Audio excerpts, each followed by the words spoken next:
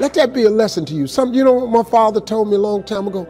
He said, son, when a fool is talking, listen very carefully. Because listening to a fool is important. Because knowing what not to do is just as important as knowing what to do. Something else I heard somebody say. You can't drive your car looking in the rearview mirror. You can't. If you keep looking in the rearview mirror, you're going to keep crashing your car. There's a reason why the rearview mirror is this big and the windshield is this big. That's a reason for it. Because all the rearview mirror does is allows you to see what you've passed and to prevent what you've passed from coming up on you again. That's all the rearview mirror is for. The windshield is your future. It's where you're going. It's where you're headed. I hope you all picked up this today. And think about that, how that affects your life. Forgive and grow. I had to let that luggage go. You see, your mind is, you know, when you go into a service station to get gas, you don't go in there and just start pumping. When you push the lever up, it clears the previous bill. By the same token, if you want to begin to move, you've got to clear your mind of all the unnecessary luggage and baggage that's weighing us down. I couldn't move. I couldn't think about what am I going to do to get out of this situation because I was so concerned about what happened and what he did to me and how bad it was. I was so stuck in that I couldn't even focus on what I should have done. Feeling sorry for myself and angry, and none of that was taking me anywhere. So pretty soon I learned through effort, made a conscious, deliberate, determined effort. I had to let it go. I had to forgive it. Let it go and begin to focus on developing myself. And I say to you, you're going to have people to do things to you. Things are going to happen to you. And the most important thing to do is to harness your will and let it go and move so you can grow, so you can get on with your life. It doesn't matter about what happens to you. What matters is, what are you going to do about it? What are you going to do now, Les? Huh? How long are you going to tell everybody at the bus stop and anybody who would stand and listen to you? How long are you going to repeat the same thing over and over and over and over and over again? How many times do we have to hear that? Don't go around telling people what your story is. Everybody has a story. 80% don't care and 20% glad it's you. So how do you deal with forgiveness? Number one, forgive your parents. You do not become an adult until you have forgiven your parents 100% for every mistake they ever made. Remember, it's never too late to have a happy childhood, so just go back and forgive your parents.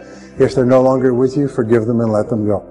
So the second thing, forgive any relationship that you ever had that didn't work out. Now this is hard because it's so personal and it's so painful. But if you can forgive your parents, it's a real good warm-up. Most people are still mad at their parents in their 50s.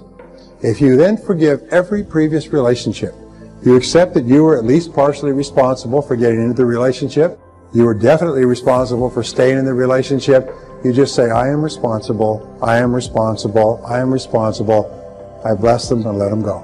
And just let it go. Because in letting them go, you set yourself free.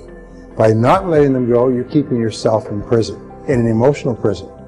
The third thing that you can do is forgive everybody else. Forgive everyone else in your life that has ever hurt you in any way. Every past childhood slight, every sibling, every person in your family, every person you ever worked for, every lousy boss or person who cheated you, lied to you, robbed you, and everything else, and so on. I mean, just let it go. Just let it go. Remember, it's a selfish act. You're doing it for yourself.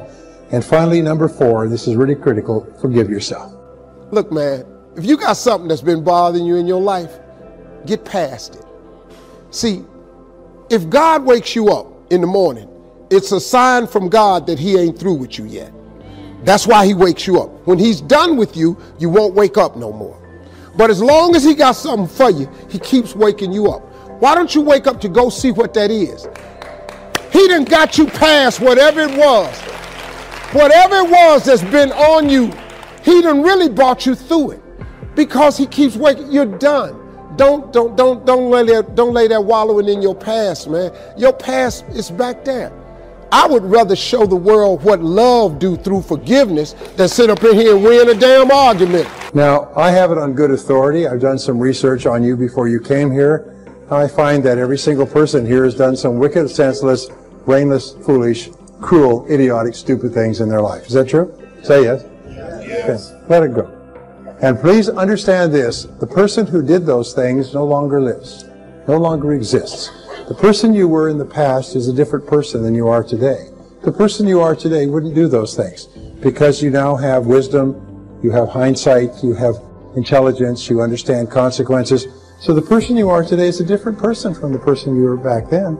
So don't keep beating yourself up because that other person, another person, did something that today you disapprove of. All right? Just let yourself go. Let yourself off the hook. And when you let it all go, it's almost like a huge burden off your back. You just forgive everybody and you forgive everything, and on a go-forward basis, you just forgive everybody. You don't have any negativities at all. No negativity toward anybody. You're just a positive person. And if you'll do that, if you accept responsibility, like yourself, and forgive everyone else, you become a truly superior person. Most amazing